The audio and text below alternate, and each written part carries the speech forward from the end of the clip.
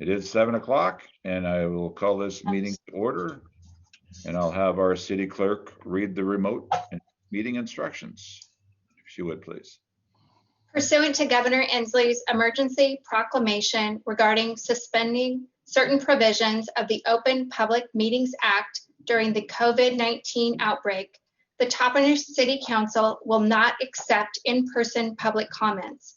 All members of the public wanting to comment on City Council agenda items may submit written comments to include your name and address for the record in advance by email to the City Clerk by 4 p.m. on October 26, 2020, to be read during the meeting. To remotely attend this meeting, register by selecting Join a Meeting. Call-in information for listen-only mode is 253-215-8782, meeting ID 862-3068-1878, passcode 318394. Email the city clerk or call 509-865-6754 with questions. Thank you. And if we'd all please stand for the Pledge of Allegiance.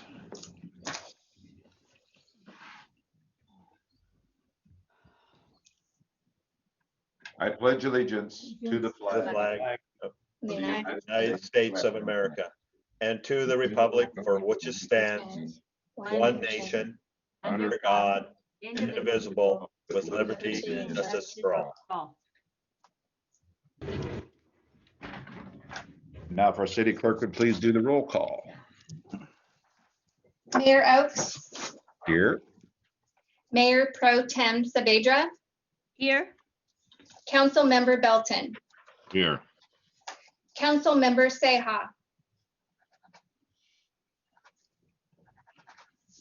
Council Member Duval. Present. Council Member Garcia. Here. Council Member Jimenez. Present. Let the record show that Council Member Seha is absent and is excused, and the city does have a full quorum. So do we make a motion to excuse them, or do you Yes. just excuse them? Yes, I would.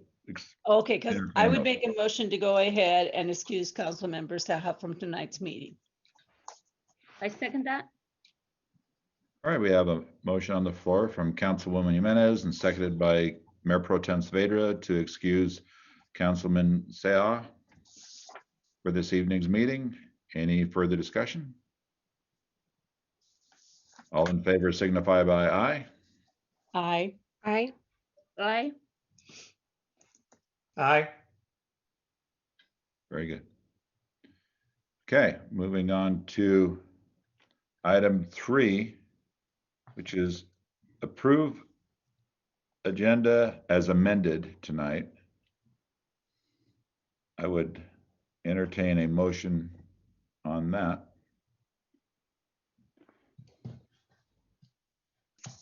So moved. I'll second that.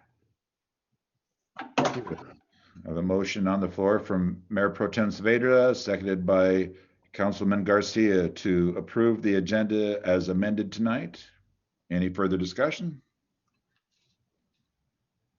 All in favor signify by aye. Aye. Aye. Aye. Aye. Okay. Moving on to item 4. Advanced public comment received by 4 p.m. on October 26, 2020, to be read by staff at the meeting. City Clerk Rojas. Mayor, let the record show the city did not receive public comment by the stated deadline. Thank you. Move on to item 5, our consent agenda. All matters on the consent agenda have been provided to each council member for review and are considered to be routine or have been previously discussed and will be adopted by one motion and vote without discussion. However, if a council member desires, any item on this agenda will be discussed before any action is taken on it. Item 5A, approve the minutes of the October 12th, 2020 regular meeting. 5B, approve payroll checks numbered 35079 through 35092 and the electronic transfer in the total amount of $244,210.13 dated October 23rd, 2020.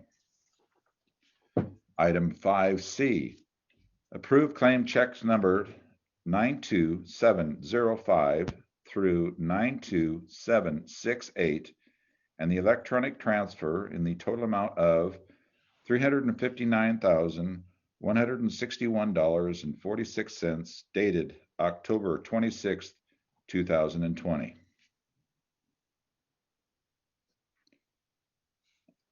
I would entertain a motion.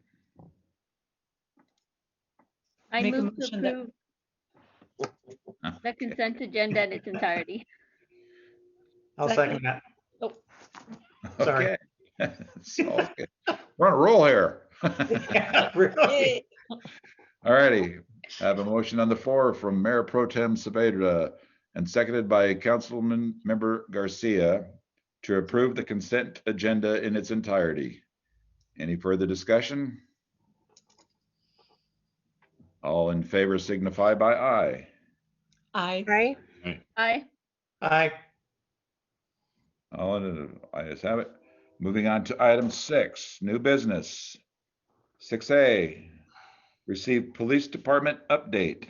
City Manager Hoyt, I believe. Thank you, Mayor, and good evening, Council. We have Interim Police Chief Tim Bardwell. He's joining us to give us an update on 4 items probably, and there'll be probably graffiti, parking, dogs, and attraction and retention of police officers.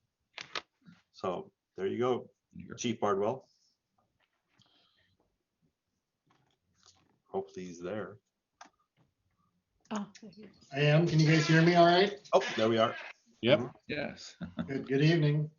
Good evening. Nice Good to evening. nice to meet all of you, if not in person, on the computer. City Manager Hoyt asked me to give an update on several items from the police department, so I will do that now. Hiring and retention at the police department.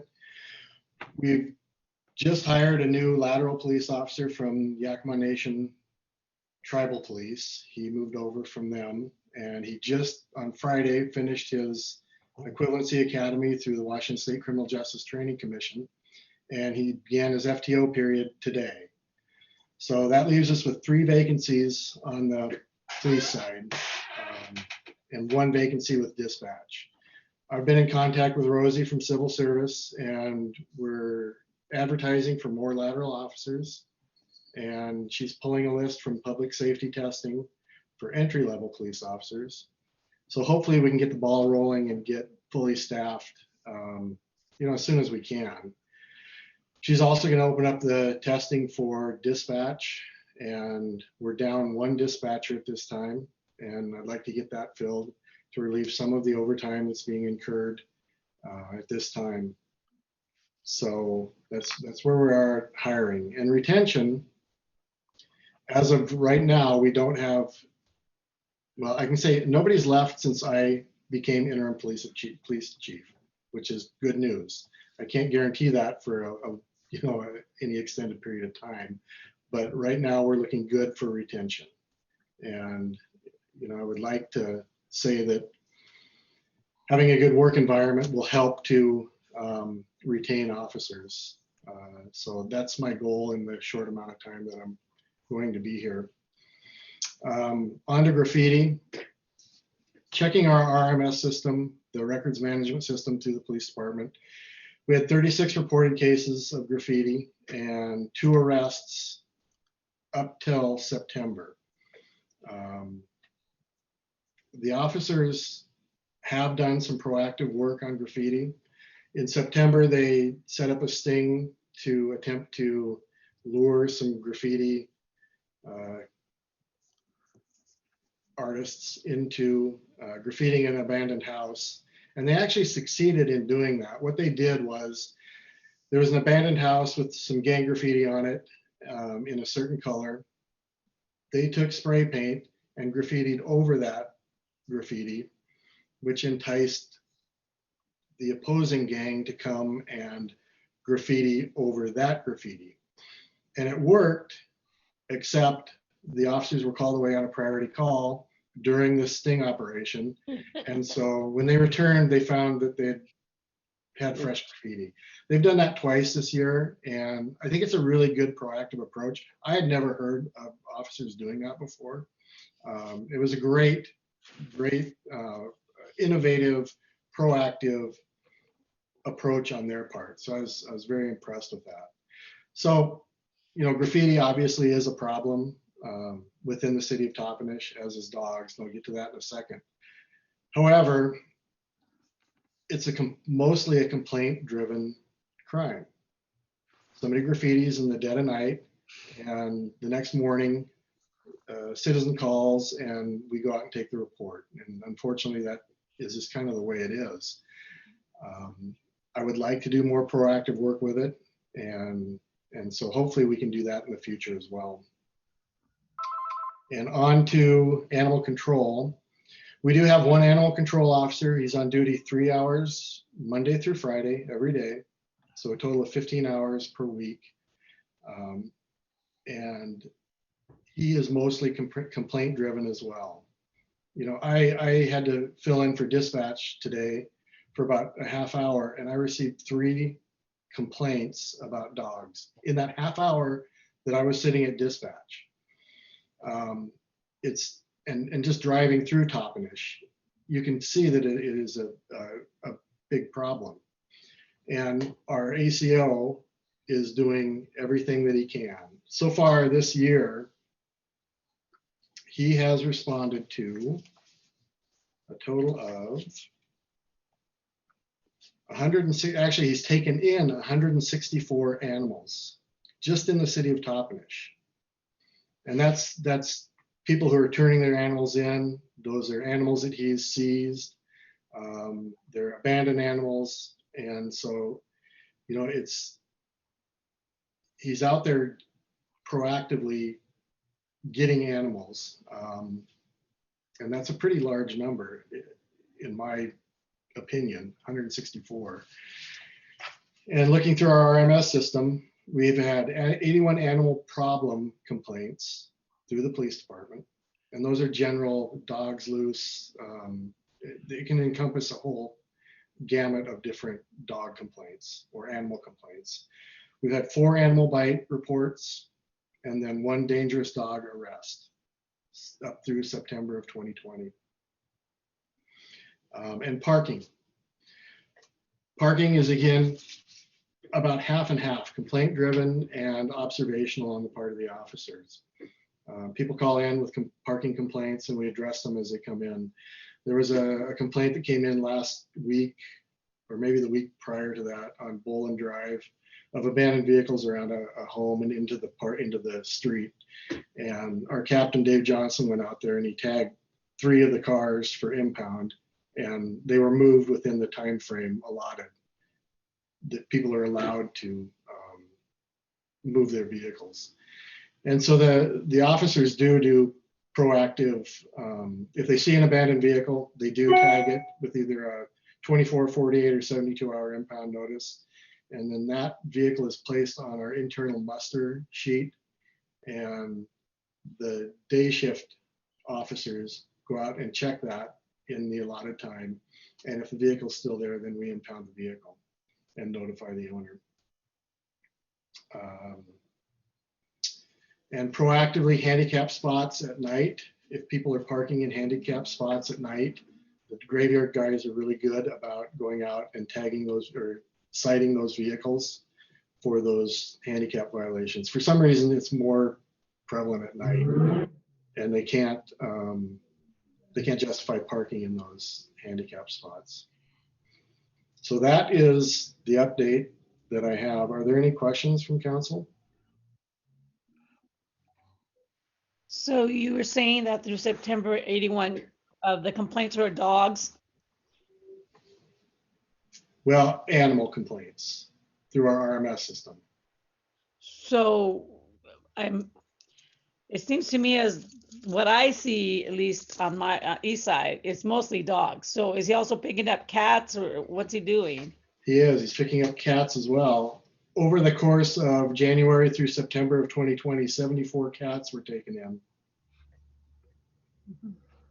and 90 dogs during that same time frame. Do the owners then go and get them? Because sometimes in the past I've seen where they do pick up a dog, but then next thing you know, there's a dog again. So Yeah, they can go pick them up if they pay a fine. If it's deemed a dangerous dog and let's say it has to be quarantined, then sometimes they don't get their dogs back. You know, if they refuse to license them, or one of the legal issues associated with owning an animal, they don't always get their animal back, but they can get it out of impound. okay. And you say he's working 3 hours per day, Monday through Friday? Correct. So is it 3 different hours throughout the day, or like he's here Monday through Friday from 11 to 2? Generally, it's the same hours, and I don't know exactly what hours those are, but I usually see him around 10 o'clock in the morning, so I would assume 10 till 1. I think in the past, and Lance, correct me if I'm wrong, I thought in the past we said that we wanted him to be around town different hours, not always the same hours. And then I also thought that we also mentioned that it shouldn't just be a Monday through Friday thing. I thought we talked about that he could change his days and also do weekends if he had to. That's true. That's true.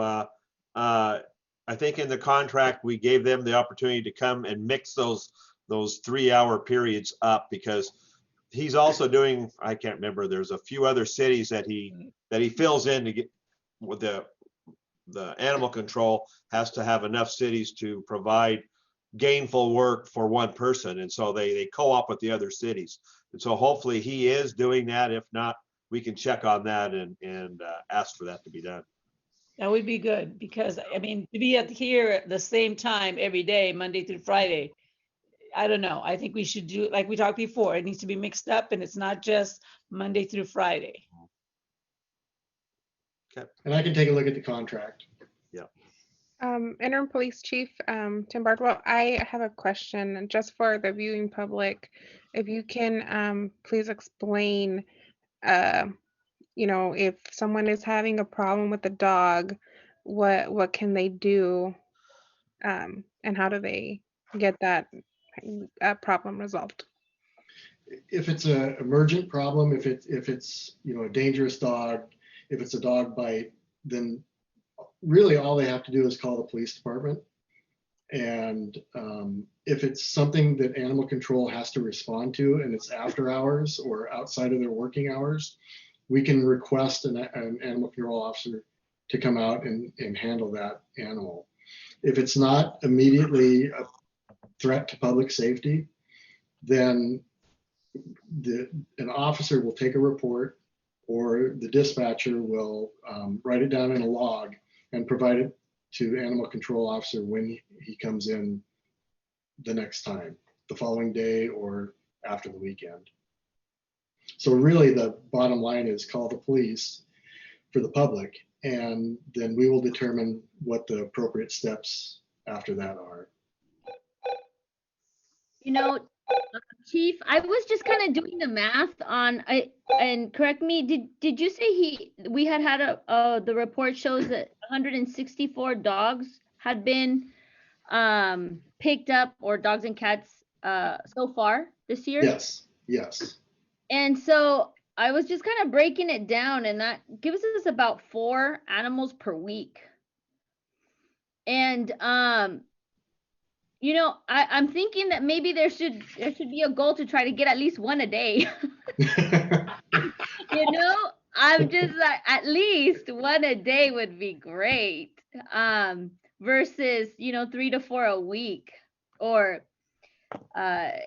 that's pretty close to one a day. Yeah, it's only one off a day. True, or maybe 2 a day. I mean, in a 3-hour day. Yeah, especially since it's a big issue and they're just starting to see. Maybe that could just be brought up and say, hey, maybe there could be a goal to have the 2 a day or something. I don't know, but Just so people can see that we're stepping it up a little bit more in that area, especially with the concerns that it just seems like there's more animals on the street for now. Sure. And, and when he's out there, he does have administrative duties as well. He's got to transport animals to and from the humane shelter. He has to do reports, just like a police officer. Our 90% of our time is writing reports, and then the other 10% is actually enforcement. Oh my gosh, I can't even imagine. That's horrible. It's a lot of paperwork. And he, for every enforcement action that he takes, there's also an associated administrative action, whether that's a report or a transport and forms filled out at the Humane Society, things like that.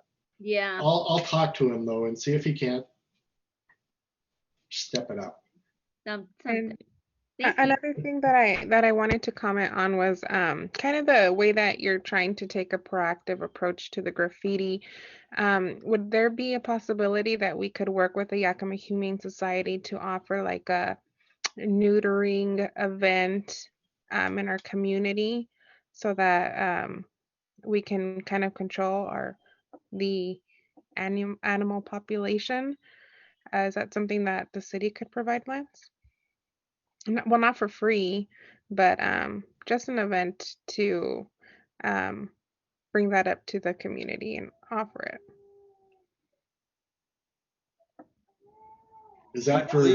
Yeah, I don't mean to butt in, but I believe they offered a chip service at one time at the depot, but due to COVID, they weren't doing that this year. But we can check into that. Thank you. And our current animal control contract is at WCIA for review right now. And so this is our opportunity to make sure that we have, I guess, different hours of animal control, and we can ask for some other items to be included in that program. So we'll bring that spay and neuter opportunity up also. Maybe that contract could be looked over by the safety committee also and get some input and recommendations moving forward. Okay. Good idea. Any other questions for me? So are we doing a little something extra to try to continue to have good morale or a good working relationship with our police officers and dispatch people? I mean, I don't know. I'm a teacher. I give stickers and candy. I don't know, but I don't know what police officers get. But I'm just wondering what are we trying to do to show appreciation? Well, I think that, I always go back to a good working environment. Okay. Being enjoyable to be at work. And that, you can have good pay, you can have great days off, but very often it comes down to how do you feel when you're at work? And so I would like that to be a priority within our police department to have a work environment that is comfortable for people and not autocratic and just to be pleasant. Well, I want to thank you also for the fact that you let us know that we're kind of behind on some training that should be happening a little bit more regularly with our police department. So I'm glad that, you're picking up on those things. We wouldn't know. So thank you for a job well done. I mean, you can tell that when you came in running, you know your stuff, you know what the requirements are. And I really appreciate you, being there for our people at this time. Well, thank you. And I think he did one of the best monthly reports I've ever seen come out from the PD since I've been on council. It was very detailed and it was really, really a lot of information. Really good job. Thank you. I appreciate that. Thank you, Chief. All right. Thank you. Yep. Thank you. All right. Thank you, Chief.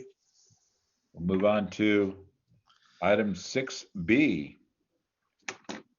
AB 20-049, Resolution 2020-49, approve amendment to agreement with the Yakima County Development Association to distribute additional coronavirus relief funds for local government CARES Act fund for small businesses. City Manager Hoyt.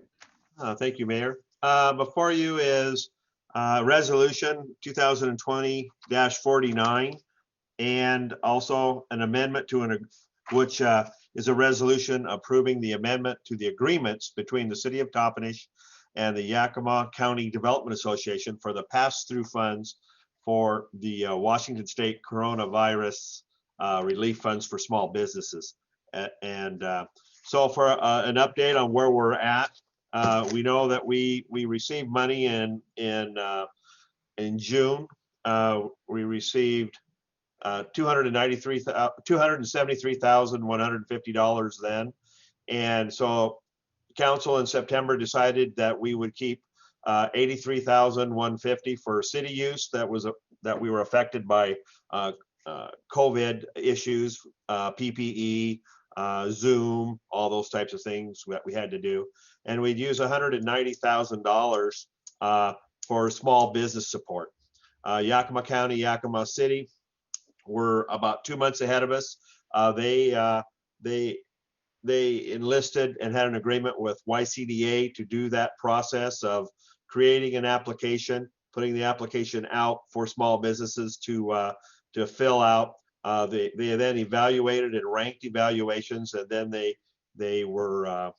distributed the funds given to them by the city of Yakima and Yakima County, and then they'll be responsible for keeping all the records for the next 7 years, and also to make sure that the funds are used according to Department of Commerce COVID care money rules. So to get back to Toppenish, we received that $273,000, and then in September we received another $136,575. CARES Act 2 is what we labeled it. So we're going to keep 56,000 ish money out of that amount for city use for COVID related items, and council decided to add another $80,000 with the 190 and go forward with the small business grant relief for affected by COVID. So in your packet you have a list of applications.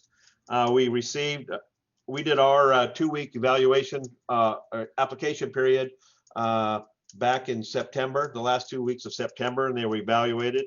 We had 192 total applications that were submitted. 89 were eligible. Of that, those were ranked for a maximum of 30 points, and then given to us just recently in a chronological order of how they scored on the application. Remember that our small grant is $10,000 maximum and total funds. So if they got other Corona or COVID money, had to be reduced from the total amount of 10,000. So if you look on your list, there's 20 on the first list. That's CARES Act 1 money, and then there's 10 more applications or successful applicants on the second one, which is 2 COVID number 2 money. So I guess what I'm asking council tonight, if I can find my paper here, motion to approve resolution 2020-19 authorizing the city manager to sign the amendment agreement with YCDA for small business grant program, and approve the qualified list of applications to expend the CARES Act money 1 and 2 in a qualified program to help small businesses affected by COVID in Toppenish. And we have a check for $190,000 that was approved in tonight's consent agenda. That's ready to be forwarded to YCDA. And once we approve that process and the list, we'll forward that check to YCDA. They will contact the those 30 businesses and start the dispersal of that COVID money. And at that same time tomorrow, we will then turn the applicants. We'll submit that amount of money to Department of Commerce to get reimbursed for that amount.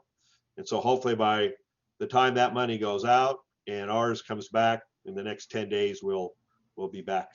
Our coffers will be filled back up with that money. So I know that's a lot of information. If you have any questions, I'd be glad to answer those. Yeah, I have a question. Mhm.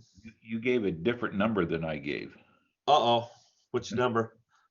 I did a 2020-49 to approve this amendment, and you, I believe you said 2020-19. Oh, I'm okay. Mine says resolution 2020-49. Okay. Stand corrected. Thank you for that. Wanted to make it clear.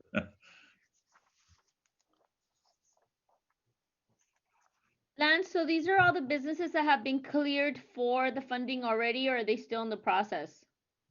Those are the ones that were the successful ones, and I believe they're all cleared. I think there was 5 businesses that needed to a week and a half ago that needed to get City of Toppenish business licenses, and they were afforded the opportunity to get that done. And I believe they did it. So Okay. that's the official list right now. Okay, and do we know how much each business was allotted, or were all of them allotted the 10,000, or?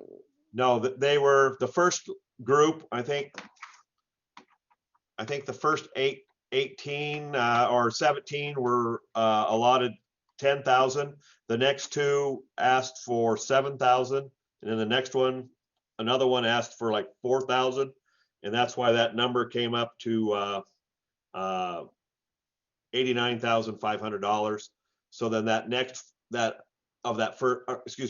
189,500, and then that 500 was dropped down into the second round, and that's why that's 80,500.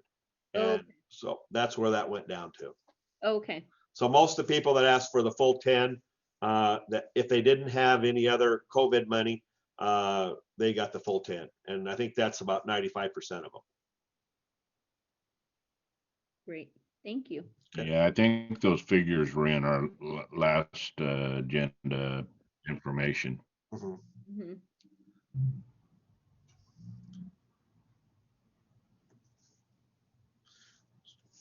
So I guess what I need is a motion to approve resolution 2020-49 and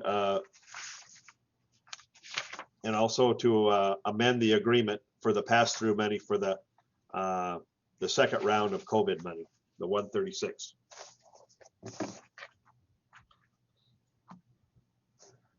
Entertain a motion.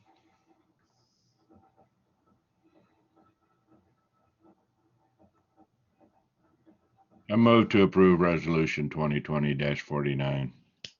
Second. Motion on the floor from Councilman Belton and seconded by Councilwoman Jimenez to approve resolution 2020-49, approve amendment to agreement with Yakima County Development Association, Distribute Association, Coronavirus Relief Fund for local governments, the CARES Act funds for small businesses. And I believe there was something else And the amendment to the agreement for the pass-through money for with YCDA. Okay. So they can actually pass the money on. Very good. Any further discussion? All in favor signify by aye. 2020-50. Aye.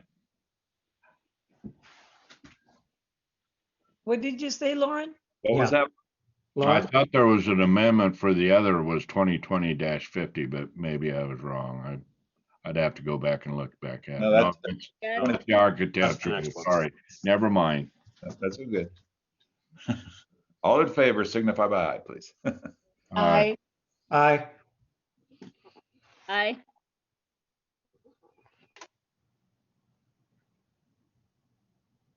I'm sorry, I didn't see if Councilwoman Duvall. Yes, I said aye. Oh, I'm sorry, I didn't. Any opposed? Hearing none. We'll move on to item 6, Thank you. which is AB 20-050, Resolution 2020-50, approve Board Architect amendment for revised site design for the new Public Works Building. City Manager Hoyt. Thank you, Mayor. Before you are actually three resolutions. Speaking to the Public Works revisited site design. And I believe Public Works Superintendent Wallace is present to talk about those. Good evening, Mayor and Council. Tonight I'm going to discuss Resolution 2020-50. It's for an amendment for architectural services related to the revised site design for the Public Works buildings.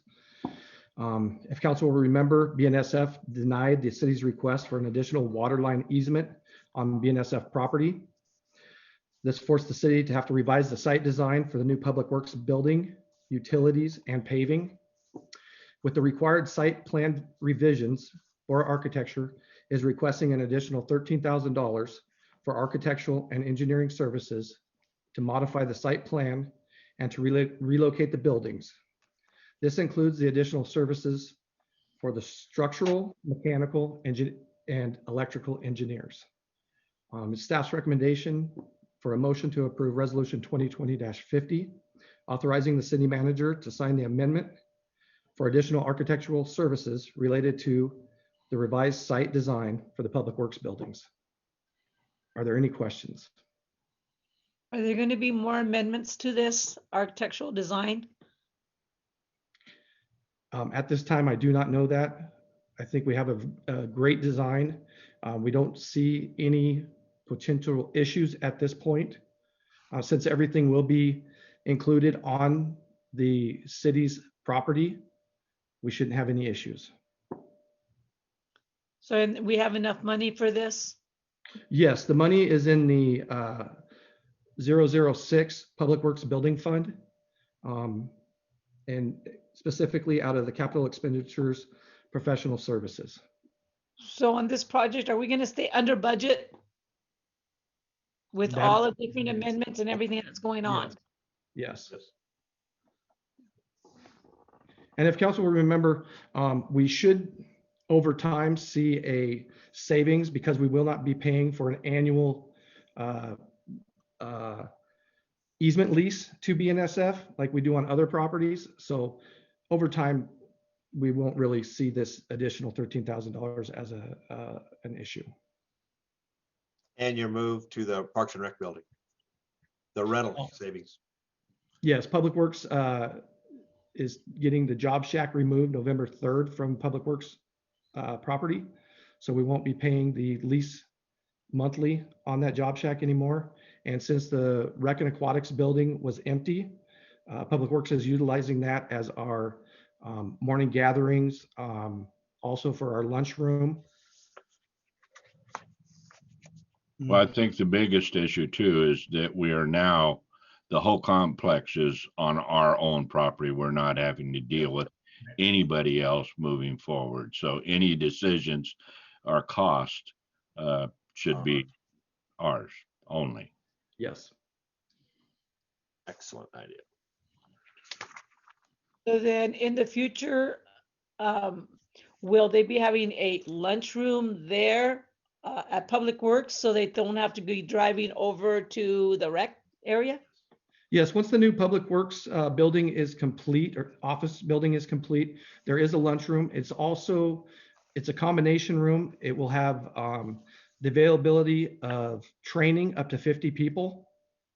So we can hopefully entice AWWA or other groups to come to the city of Toppenish. We're centrally located in the valley. So that means we can get people from Sela all the way down to Prosser to come to us. And usually when that happens, the hosting city does not have to pay for the trainings, and all the other jurisdictions do. Oh, good.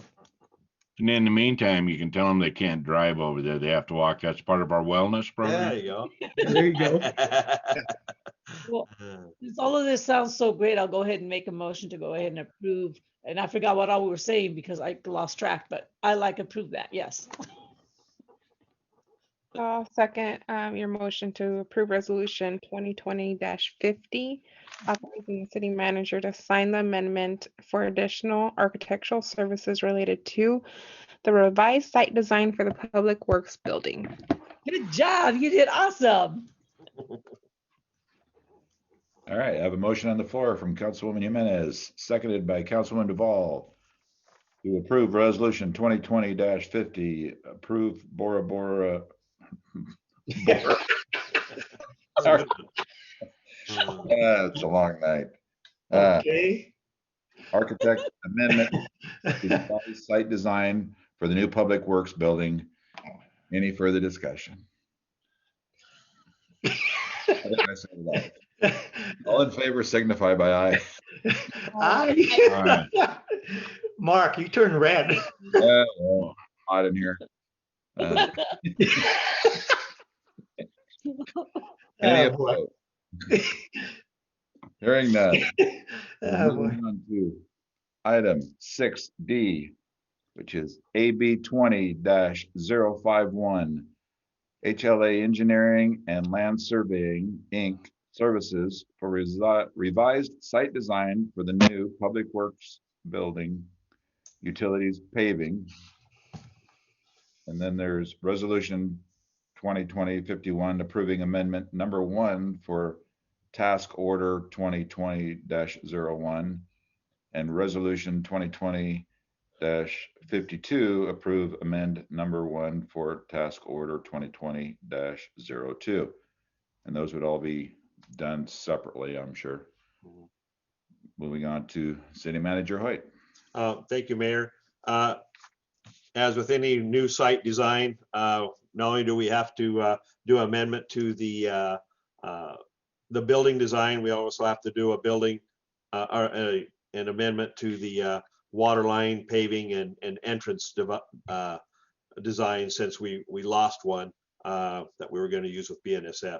Once again, Public Works Superintendent Wallace is here to explain that. Okay, as we just previously discussed, because of BNSF denying the city's request for a water line easement on BNSF property, the revised site plan allows the water line to be installed on city-owned property only. The revised site plan moves the ingress egress for the Public Works office to Washington Avenue and an optional right in, right out only access on Buena Way. With the revised site plan, HLA is requesting an additional $12,500 for site and utility improvements for the project. Are there any questions?